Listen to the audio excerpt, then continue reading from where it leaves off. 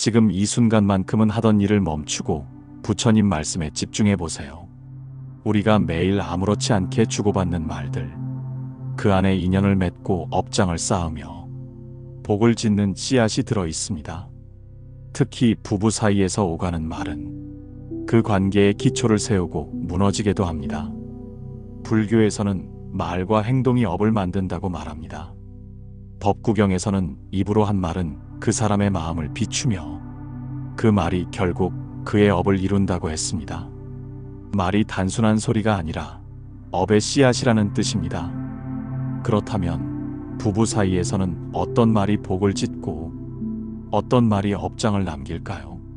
오늘은 부부 사이를 살리고 업장을 녹이며 인연을 굳게 해주는 말버릇과 대화법을 하나씩 나누어 보겠습니다.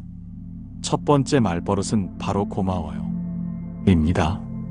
고마움을 표현하는 말은 사랑보다도 먼저 있어야 할 말입니다. 우리는 가까운 사람일수록 당연하게 여기고 감사의 표현을 생략합니다. 하지만 이 고마워요라는 말은 단순한 예의가 아니라 인연을 다시 맺는 고리이며 업장을 줄이는 언어 습관입니다. 부처님께서는 증이라 함경에서 이렇게 말씀하셨습니다. 은혜를 알고 감사하는 자는 복이 이미 무르익은 자이다. 남편이 매일 땀 흘려 일터에 나가는 일상, 아내가 묵묵히 밥상을 차리고 집안을 돌보는 시간들, 그 모든 것들이 고마움의 대상입니다. 하지만 우리는 원래 해야 할 일 아니야, 그 정도는 나도 하는데 라는 마음으로 서로의 노력을 외면하곤 합니다. 말 한마디로 감사의 마음을 전하면 상대방의 마음도 풀리고 자신 안의 불평과 집착도 녹습니다. 말은 마음을 전하고 그 마음은 업장을 녹이는 불씨가 됩니다. 불교에서 말하는 애열한 상대를 따뜻하게 감싸주는 말, 자비로운 말입니다. 부처님은 애열을 사서법의 하나로 꼽으며 중생을 이끄는 큰 자비의 방법이라 하셨습니다. 즉, 사랑의 말은 인연을 살리고 마음을 바꾸는 수행의 한 방법입니다. 고마워요. 이 말은 사랑을 회복시키고 서로의 존재를 인정하는 말입니다. 오늘 하루 중 단 한 번이라도 진심을 담아 이 말을 건네보세요. 그것이 부부 사이의 업장을 소멸시키는 첫걸음입니다. 부처님께서는 자바함경에서 이렇게 말씀하셨습니다.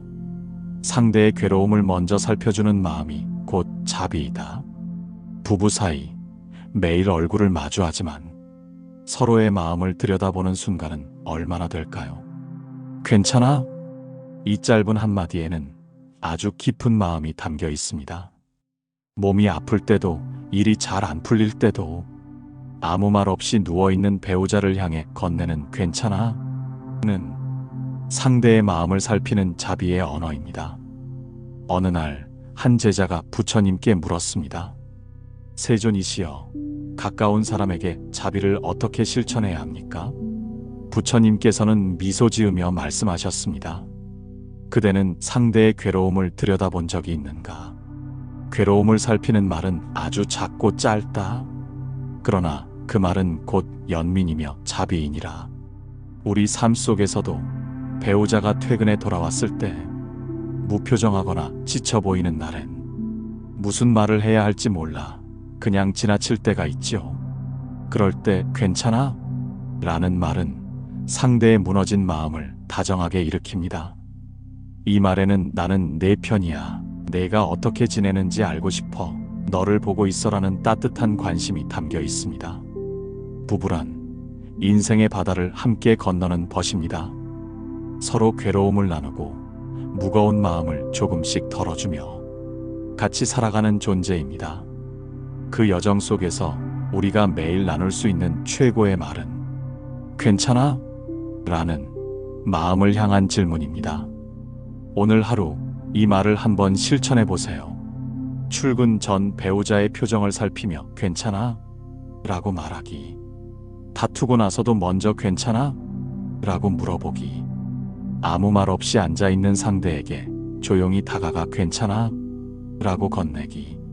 이 말 한마디가 상대의 지친 하루를 따뜻한 연등처럼 밝혀줄 수 있습니다. 부처님께서는 증이라 함경에서 이렇게 말씀하셨습니다. 세간에서 가장 귀한 공덕은 남을 칭찬하고 인정하는 말로써 덕을 짓는 것이다. 부부는 삶을 함께 짊어지고 가는 인연입니다. 하지만 많은 사람들이 오랜 시간 함께 살면서 점점 상대의 수고를 당연하게 여기고 그 소중함을 말로 전하는 것을 잊고 살아갑니다. 하루 세끼 밥을 차리는 손길, 밤늦게까지 일하고 돌아오는 피곤한 걸음, 아이들을 챙기고 부모님을 살피고 묵묵히 가정의 한쪽을 지탱하는 그 모든 행동들이 사실은 감사와 존중을 받아야 할 귀한 수행입니다. 그런데 우리는 그걸 놓치곤 합니다. 어느 날 제자가 부처님께 여쭈었습니다. 세존이시여, 함께 살아온 아내가 당연하게 느껴집니다. 감사한 마음도 있지만 어느 순간부터 표현하지 않게 되었습니다. 부처님께서는 조용히 대답하셨습니다. 그대가 말하지 않은 칭찬은 그대 마음에만 머무를 뿐 상대의 고단한 삶을 밝히지 못하느니라. 말로 드러낸 감사는 공덕이 되어 상대의 마음에 기쁨을 주고 그대의 마음에도 복이 자라나게 하느니라. 부처님의 이 말씀은 고마움을 아는 것만으로는 부족하고 고마움을 말하는 것이 중요하다는 가르침입니다. 한 사람의 수고가 눈에 보일 때 당신 덕분이에요. 이 말 한마디가 부부 사이에 막힌 마음을 풀고 삶의 무게를 덜어주는 향기로운 꽃이 됩니다. 우리의 삶은 매일 반복되는 일상의 연속입니다. 하지만 그 반복 속에서도 한 사람이 묵묵히 해내는 작은 일들이 가정을 유지시키는 기둥이 되어줍니다. 당신 덕분이에요. 이 말은 단순한 칭찬이 아닙니다. 그 안에는 인정, 존중, 그리고 함께 살아가는 연민의 지혜가 담겨 있습니다. 말 한마디로 업이 높고 말 한마디로 복이 피어나는 것이 바로 이 때문입니다. 이것이 바로 불교에서 말하는 어업선행, 좋은 말을 짓는 것이 곧 복을 짓는 일이라는 가르침입니다. 칭찬은 상대를 드높이는 말이 아닙니다. 그 사람의 마음을 바라보고 그 수고를 알아차리고 그 존재를 따뜻하게 안아주는 말입니다. 내 삶이 여기까지 올 수 있었던 것은 당신 덕분이에요. 이 말은 상대의 업을 위로하고 두 사람 사이에 쌓인 오래된 감정의 벽을 부드럽게 녹여줍니다. 부처님께서는 늘 강조하셨습니다. 삶이란 나 하나의 수행이 아니라 함께 짓는 공덕의 여정이라고. 그러니 우리는 부부라는 이름 아래 한 사람의 노고를 알아주는 눈을 가져야 하고 그 노고를 인정하는 따뜻한 말을 아끼지 말아야 합니다. 그것이 곧 이 인연을 더 빛나게 하고 서로의 마음을 더 다정하게 이끌어주는 수행이 되기 때문입니다. 부처님께서는 중화함경에서 이렇게 말씀하셨습니다. 허물을 알았으면 고요히 돌아보라. 진심으로 참회하는 자는 그 마음이 맑아지느니라. 사람은 누구나 실수합니다. 그 실수는 말로, 태도로, 때로는 무관심으로 나타나고 가장 가까운 사람에게 깊은 상처를 남기기도 하지요. 부부 사이도 마찬가지입니다. 사랑으로 시작된 관계일지라도 살아가는 동안 오해와 다툼은 피할 수 없습니다. 하지만 문제는 실수가 아니라 그 실수를 어떻게 마주하느냐에 달려 있습니다. 어느 날 한 제자가 부처님께 고백했습니다. 세존이시여, 아내에게 큰 소리를 내고 말았습니다. 그 순간은 저도 어쩔 수 없다고 생각했지만 시간이 지나니 제 마음이 편치 않습니다. 부처님께서는 고요히 그를 바라보시며 말씀하셨습니다. 허물을 숨기면 괴로움은 더 깊어진다. 그러나 허물을 인정하면 괴로움은 사라지고 그 마음에 자비가 깃들게 된다. 부처님의 이 말씀은 참회하는 용기가 곧 수행이라는 뜻입니다. 내가 잘못했어. 이 한마디는 마음을 굽히는 말이 아니라 마음을 살리는 말입니다. 자존심을 내려놓는 것이 아니라 관계를 일으키는 큰 자비의 실천이지요. 부부는 긴 인연으로 얽힌 존재입니다. 그만큼 서로를 너무 잘 알기에 때로는 가장 아픈 지점을 찌르는 말을 내뱉고 가장 큰 상처를 주기도 합니다. 하지만 바로 그렇기 때문에 사과라는 말은 그 어떤 약보다도 강력한 치유가 됩니다. 내가 미안해. 그때는 내가 너무 감정적이었어. 내가 상처받았을 거라는 걸 이제 알겠어. 이러한 말은 관계를 되돌리는 마법이 아닙니다. 하지만 그것은 상대의 마음을 다시 열게 하는 첫걸음입니다.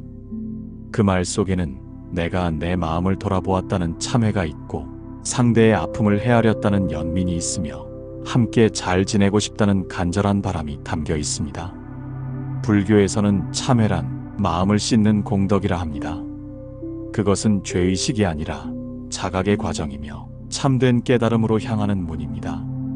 부부 사이에서 이 참회의 말이 오갈 수 있다면 그 관계는 단단해지고 비로소 깊은 정으로 거듭날 수 있습니다. 삶은 언제나 불완전한 채로 흐릅니다. 하지만 불완전함을 인정하고 그 안에서 서로를 더 이해하려는 마음은 이 인연을 더욱 빛나게 합니다. 허물을 알고 고백한 자는 죄가 사라지고 복이 자라나느니라. 부처님께서 말씀하신 것처럼 그러니 내가 잘못했어라는 말은 두 사람 사이를 다시 잇는 복 짓는 말이며 서로를 지혜롭게 성장시키는 공덕의 언어인 것입니다. 부처님께서는 유마경에서 이렇게 말씀하셨습니다. 중생의 병을 아는 것이 곧 불자의 자비이며 그 병을 함께 느끼는 것이 진정한 방편이니라. 우리는 누구나 스스로의 입장에서 상대를 바라봅니다. 특히 부부 사이에서는 서로 너무 익숙해진 나머지 상대의 말과 행동을 판단으로 받아들이는 경우가 많지요. 하지만 판단은 관계를 멀어지게 하고 공감은 관계를 다시 이어줍니다. 어느 날 한 제자가 부처님께 와서 물었습니다. 세존이시여, 아내가 자주 우울해하고 감정 기복이 심합니다. 저는 그럴수록 더 화가 납니다. 왜 저렇게 약한 마음을 가지는지 이해가 안 됩니다. 그러자 부처님께서는 조용히 미소 지으시며 이렇게 말씀하셨습니다. 그대는 아내의 마음을 보았는가? 눈에 보이는 행동만 보고 판단하였을 뿐 그 마음 속의 괴로움은 들여다보지 않았느니라. 마음을 함께 아파하고자 한다면 그저 이렇게 말하라. 그랬구나. 그러면 그대의 말 한마디가 상대의 병을 덜어주는 약이 되리라. 부처님의 이 말씀은 공감이란 상대의 마음에 나를 억지로 끼워 넣는 것이 아니라 상대의 마음을 그대로 바라보아주는 자비의 실천이라는 뜻입니다. 왜 그렇게 했어? 그건 좀 이상하지 않아? 그럴 이유가 없잖아. 이런 말들은 상대의 상처에 또 다른 상처를 더합니다. 반면 그랬구나. 그래서 힘들었겠구나. 그런 마음이었구나. 이런 말은 상대의 마음에 등불을 켜줍니다. 부부 사이에서 진짜 필요한 말은 똑똑한 말이 아닙니다. 올바른 설명도 냉철한 분석도 아닙니다. 필요한 건 마음을 알아주는 말, 그리고 그 마음을 받아주는 태도입니다. 부처님께서 강조하신 열애의 방편은 바로 상대의 괴로움에 따라 말을 아끼고 그 상황에 맞는 부드러운 말로써 도를 전하는 것입니다. 사람의 괴로움은 그 자체로 무겁습니다. 그 괴로움을 꺼내놓았을 때 판단이 돌아오면 마음은 닫히고 공감이 돌아오면 마음은 열립니다. 그러니 그랬구나 라는 말은 관계의 문을 여는 열쇠이며 부부 사이의 병을 치유하는 가장 따뜻한 언어입니다. 그것은 마치 부처님께서 제자의 고통을 듣고 아무 말 없이 조용히 미소 지으시던 그 장면처럼 마음을 덮는 연민의 손길이 되는 말이지요.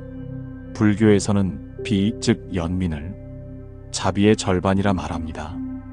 그 연민은 상대의 괴로움을 대신 짊어지는 것이 아니라 그 마음을 함께 느끼는 것입니다. 그랬구나.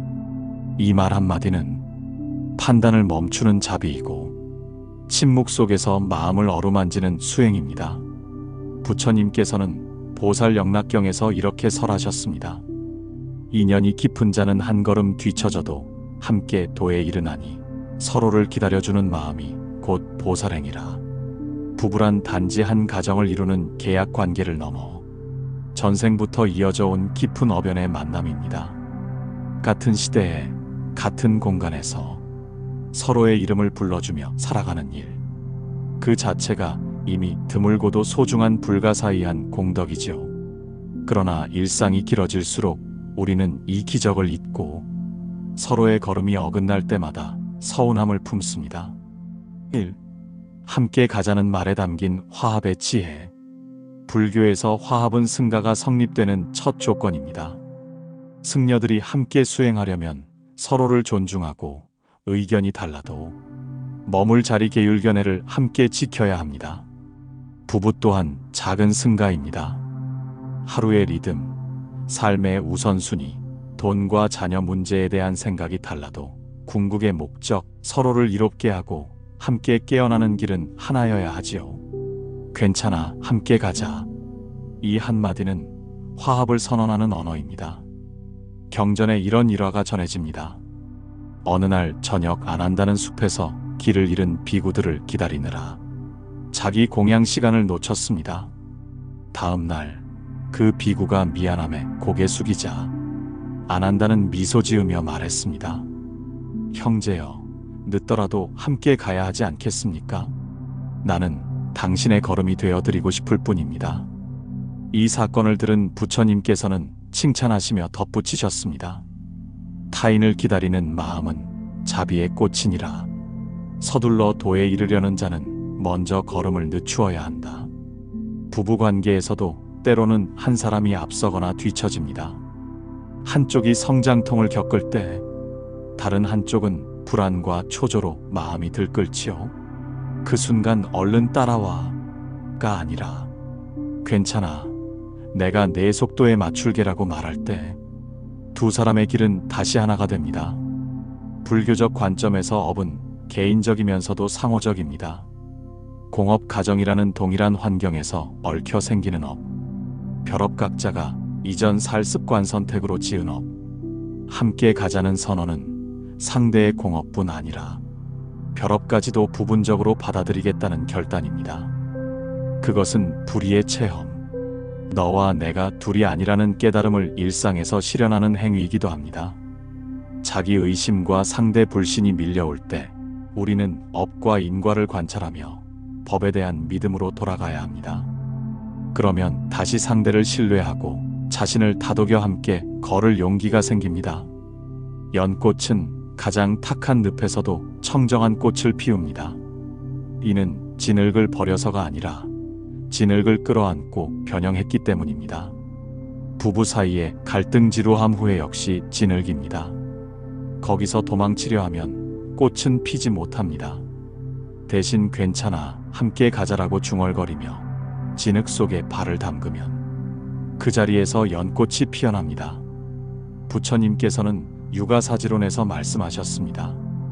함께 짓는 공덕이야말로 가장 빠른 해탈의 길이다. 부부라는 인연이 서로의 진흙을 연꽃으로 바꾸는 상구보리하와 중생의 도량이 되는 셈이지요. 괜찮아, 함께 가자는 말은 과거의 상처를 연민으로, 현재의 갈등을 화합으로, 미래의 불확실함을 믿음으로 전환하는 만트라입니다. 이 만트라를 서로에게 자주 속삭일수록 두 사람은 업과 복을 함께 익히며 더 깊은 동반 깨달음의 길로 나아갑니다. 부처님께서는 자바함경에서 이렇게 말씀하셨습니다. 도반은 곧 도의 반이다. 참된 도반 없이는 도를 이루기 어렵고 서로를 북돋는 인연이 곧 해탈의 조건이니라. 부부란 단순히 한 지붕 아래 사는 사이가 아닙니다. 같은 길을 걷는 도반, 즉 진리를 함께 구하는 벗이 될 때 그 관계는 단단해지고 시간이 갈수록 더욱 깊어집니다. 사랑보다 더 강한 끈이 있다면 그건 감사이고, 친밀함보다 더 깊은 연이 있다면 그건 바로 공덕을 함께 짓는 도반의 인연입니다. 도반이란 도를 함께 걷는 반려라는 뜻입니다.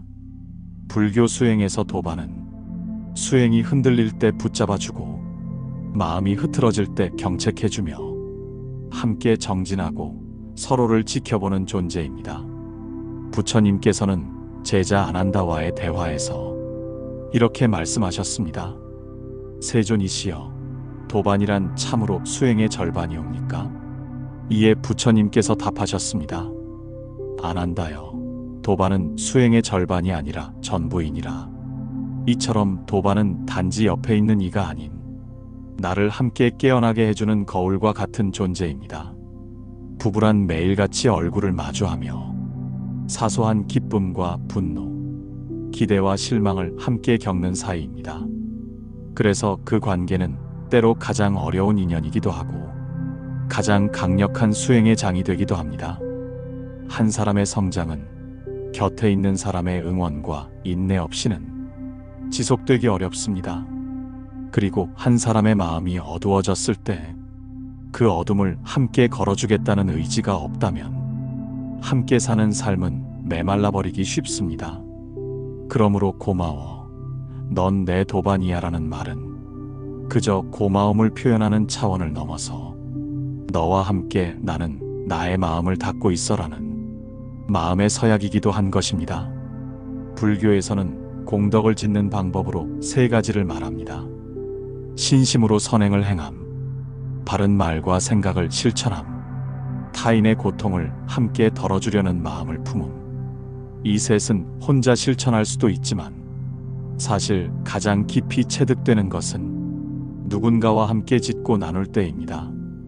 부부는 매일의 말과 행동으로 서로의 업을 녹이고 복을 짓고 공덕을 나누는 연습을 할 수 있는 존재입니다. 한 사람이 화를 참는 순간 다른 사람의 업이 누그러지고 한 사람이 말 한마디를 부드럽게 바꾸면 가정 전체의 기운이 달라집니다. 그리고 그런 반복 속에서 두 사람은 각자의 업을 넘어 서로의 인연을 맑히는 도반으로 거듭나는 것이죠. 사랑은 시간이 지날수록 식는다고 말하는 사람도 있지만 공덕을 함께 지은 도반의 인연은 시간이 흐를수록 더욱 단단해집니다. 왜냐하면 그 시간 동안 서로를 참아주었고 이해하려 했으며 포기하지 않고 함께 있었기 때문입니다. 부처님께서는 이렇게도 말씀하셨습니다. 감사는 탐욕을 끊는 공덕이요, 공덕을 나누는 말은 생사윤회를 밝히는 등불이니라. 고마워, 넌 내 도반이야 라는 말은 이 인연을 소중히 여긴다는 고백이고 상대를 통해 내가 수행하고 있음을 인식하는 깨달음이며 사랑보다 더 깊은 정진의 표현입니다. 누군가를 도반으로 여긴다는 건 그 사람과 나의 관계에 의미와 책임을 부여하는 일입니다. 그 의미는 사랑보다 오래가고 그 책임은 인연보다 무겁습니다. 부부란 누가 옳고 그른지를 따지는 관계가 아니라 서로의 불완전함을 인정하며 같이 걸어주는 수행의 인연입니다. 그리고 이 인연이 오래갈 수 있는 이유는 매일의 작은 공덕을 서로 나누며 고마워, 넌 내 도반이야 라고 말할 수 있기 때문입니다. 부처님께서는 법구경에서 이렇게 말씀하셨습니다. 말로 전하지 않아도 뜻이 통하는 벗이 있다. 그대가 침묵으로 지켜줄 때 그 침묵은 말보다 큰 자비가 되느니라. 우리는 종종 이렇게 생각합니다. 부부 사이엔 대화가 중요하다. 물론 맞는 말입니다. 하지만 때로는 말보다 더 강한 위로가 되는 것이 있으니 그것은 조용히 곁에 머무는 마음, 말 없는 연민, 말 없는 이해입니다. 침묵이 항상 차가운 것은 아닙니다. 부부 사이의 침묵은 때로 사려 깊은 배려일 수 있습니다. 배우자가 지쳐서 말을 하고 싶지 않을 때, 감정이 격해져서 말이 서로를 다치게 할 수 있을 때, 함께 있어주되 말을 요구하지 않는 순간, 이때의 침묵은 마치 밤하늘을 지켜주는 달빛처럼 부드럽고 따뜻한 존재감을 드러냅니다. 한 제자가 부처님께 물었습니다. 세존이시여, 제가 말이 적고 표현이 서툴러 아내와 자주 멀어집니다. 그녀는 말 없는 제가 마음을 닫았다고 느낍니다. 부처님께서는 조용히 대답하셨습니다. 말을 하지 않는다고 마음이 없는 것이 아니며 말이 많다고 진심이 깃든 것도 아니니라. 진정한 침묵은 상대의 괴로움을 헤아릴 줄 아는 눈빛과 기운에서 전해지느니라. 부처님의 이 가르침은 말을 적게 하더라도 진심이 담긴 침묵은 오히려 깊은 소통의 수단이 될 수 있다는 뜻입니다. 불가에서는 무건히 중요한 수행 중 하나입니다. 침묵은 단순히 말을 하지 않는 것이 아니라 말 대신 깊이 듣고 깊이 느끼는 수행입니다. 무건 수행을 통해 말로 상처 주지 않는 법을 배우고 오로지 상대의 숨결과 기운을 감지하며 내 마음의 조급함과 판단을 다스리는 법을 익히게 됩니다. 부부 사이도 같습니다. 때로는 말을 하지 않고 그저 곁에 있어주는 것, 눈을 마주치고 웃어주는 것, 따뜻한 차 한 잔을 건네는 것으로 말보다 더 큰 위로가 오갑니다. 말이 오고 가지 않아도 우리는 상대의 눈빛과 손끝, 움직임과 침묵 속에서 많은 것을 느낍니다. 특히 갈등이 있은 후의 침묵은 조심스럽습니다. 그러나 그 침묵 속에서 상대가 먼저 다가오기를 기다리는 마음, 상처를 드러내지 않으려는 노력, 애써 조용히 해주는 배려는 모두 말 없는 사랑의 형태입니다. 이때 필요한 건 서둘러 말을 재촉하는 것이 아니라 그 침묵의 의미를 읽어주는 눈과 마음입니다. 불교에서 자비는 소리로만 전하는 것이 아닙니다. 진정한 자비는 마음의 기운, 존재의 태도, 그리고 묵묵히 기다려주는 힘으로 전달됩니다. 부처님께서도 가끔은 아무 말 없이 제자의 괴로움을 가만히 들어주시곤 했습니다. 그저 곁에 앉아 있어주는 것, 눈을 마주쳐주는 것, 그것만으로도 상대는 내가 받아들여졌구나 하고 느낍니다. 오랜 부부는 말이 없어도 압니다. 눈빛 하나, 한숨 소리 하나, 걸음의 속도만 봐도 상대의 마음을 읽어낼 수 있게 됩니다. 이것이 바로 시간이 길러낸 침묵의 연민입니다. 사랑은 시간이 갈수록 화려한 말보다는 단순한 손길, 가만한 존재감, 그리고 함께 묵묵히 견뎌내는 일로 표현됩니다. 침묵도 말이 된다는 건 말 없는 순간에도 우리는 서로를 살피고 보듬고 있다는 뜻입니다. 그 침묵 속에서 내가 너를 판단하지 않겠다는 수용이 흐르고 당신이 괴로울 때 내가 대신 말하지 않겠다는 존중이 있고 무엇보다 함께 있으니 괜찮다는 깊은 믿음이 깃들어 있습니다. 그러니 부부 사이의 침묵은 단절이 아닌 또 하나의 공덕이자 수행입니다. 부처님께서는 법구경에서 이렇게 말씀하셨습니다. 선한 말을 하는 자는 세상을 밝히는 등불과 같으며 악한 말을 하는 자는 어둠 속에 사는 자와 같다. 말 한마디가 그 사람의 마음을 나타내고 그 말이 모여 업이 되고 그 업이 그 사람의 운명을 짓는다는 뜻입니다. 불교에서는 말도 업으로 봅니다. 우리가 하는 말이 누군가의 마음을 살찌우거나 상처를 주기도 합니다. 부처님께서는 이를 어업이라 하시며 좋은 말은 좋은 업을 짓고 나쁜 말은 나쁜 업을 짓는다고 가르치셨습니다. 어느 날 제자가 부처님께 질문했습니다. 세존이시여, 말 한마디가 어떻게 그렇게 큰 힘을 가질 수 있습니까? 부처님께서는 답하셨습니다. 사람의 말은 뿌린 씨앗과 같다. 그것이 땅에 닿아 싹을 틔우고 열매를 맺듯 말은 마음에 닿아보기나 고통을 만든다. 부부 사이에서 주고받는 말 한마디는 단순한 소통이 아니라 관계의 온도와 결을 만듭니다. 따뜻한 말씨는 서로를 위로하고 상처를 치유하며 인연을 더욱 깊게 만듭니다. 차가운 말씨는 상대를 멀어지게 하고 마음의 문을 닫게 하며 업을 쌓게 만듭니다. 이처럼 말의 온도는 사랑과 미움, 이해와 오해를 결정짓는 중요한 요소입니다. 부처님께서는 말에 대해 이렇게도 가르치셨습니다. 진실된 말만 하라. 화를 부르지 않는 말만 하라. 의미 없는 말은 삼가라. 친절하고 온화한 말만 하라. 필요한 말만 하라. 상대를 존중하는 말만 하라. 평화를 돕는 말만 하라. 이 7가지 원칙은 부부 사이의 말버릇에도 꼭 맞는 지침입니다. 우리가 일상에서 하는 말은 자신뿐 아니라 상대, 그리고 주변 모든 사람에게 영향을 미칩니다. 긍정적인 말은 행복의 씨앗이 되고 부정적인 말은 고통의 씨앗이 됩니다. 불교에서는 이것을 과보라 하여 행위의 결과가 반드시 돌아온다고 합니다. 부부는 가장 가까운 사이이기에 말 한마디의 영향력이 더욱 큽니다. 당신이 있어서 고마워. 오늘도 수고 많았어. 내 마음을 이해해. 이런 말들은 상대의 마음에 따뜻한 햇볕을 비추고 함께 짓는 좋은 업으로 쌓입니다. 반면 무심코 던진 비난과 무시, 과도한 잔소리와 비판은 서로의 마음에 상처와 어둠을 심는 일입니다. 불교에서 말은 마음의 거울입니다.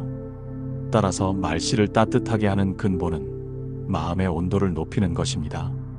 나부터 나를 사랑하고 나부터 나를 용서하며 상대의 아픔을 공감하는 마음을 길러야 합니다.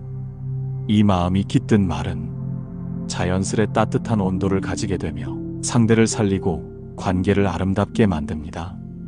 말의 온도가 운명을 바꾼다는 진리는 우리 삶 곳곳에서 실천해야 할 지혜입니다. 특히 부부관계에서는 말 한마디가 업을 쌓고 말 한마디가 운명을 엮어갑니다.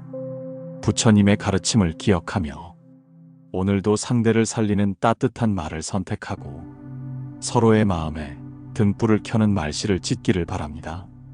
부처님께서는 자바함경에서 말씀하셨습니다. 끊임없이 맑은 말을 하는 자는 스스로 업장을 녹이고 주변에 복을 짓는 이니라. 우리는 일상 속에서 무심코 하는 말버릇이 사실은 삶 전체의 방향과 질을 결정짓는다는 사실을 자주 잊습니다. 부부 사이의 말버릇은 특히 더 큰 영향을 미칩니다.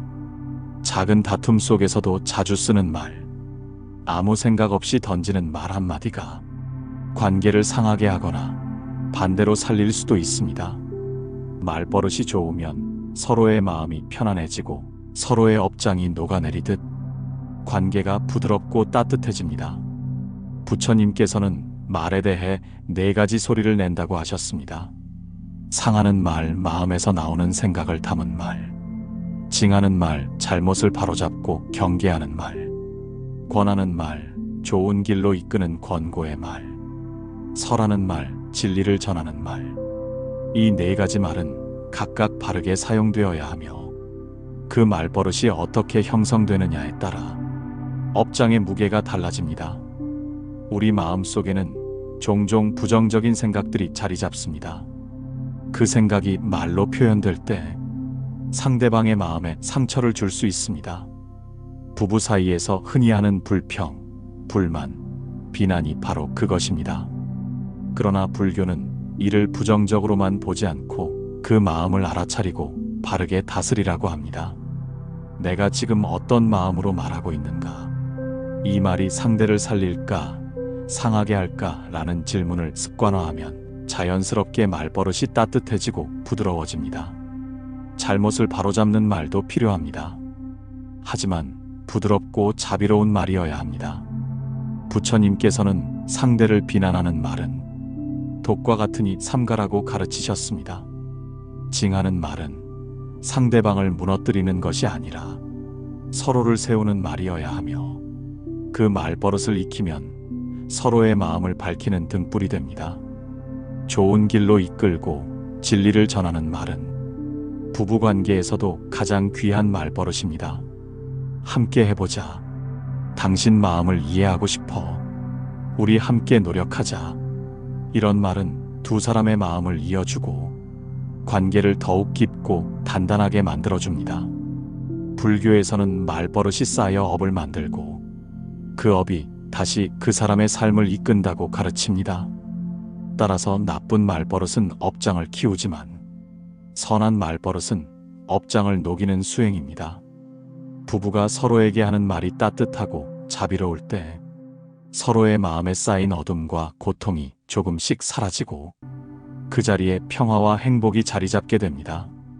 말버릇은 우리의 마음 상태를 가장 솔직하게 보여주는 창입니다. 그리고 그 말버릇은 우리 인연과 운명을 만듭니다. 부처님의 가르침을 따라 오늘부터 내 말버릇을 돌아보고 상대방을 살리고 나와 우리 가정의 업장을 녹이는 말씨를 지어가길 바랍니다. 우리 삶에서 가장 가까운 인연인 부부관계는 때로 기쁨이 되고 때로는 무거운 짐이 되기도 합니다. 하지만 부처님의 가르침처럼 서로의 마음을 이해하고 따뜻한 말과 침묵으로 배려하며 공덕을 함께 쌓아가는 과정은 진정한 수행의 길이자 사랑의 길임을 깨닫습니다. 말 한마디, 침묵 한순간, 서로를 향한 작은 배려와 감사가 쌓여 마음속 업장이 녹아내리고 깊고 아름다운 인연으로 피어납니다. 오늘 이 영상을 통해 여러분 가정에 평화와 화합 그리고 지혜를 선물하길 진심으로 기원합니다. 부처님의 자비광명이 늘 여러분과 함께 하시길 바랍니다. 나무 아미타불.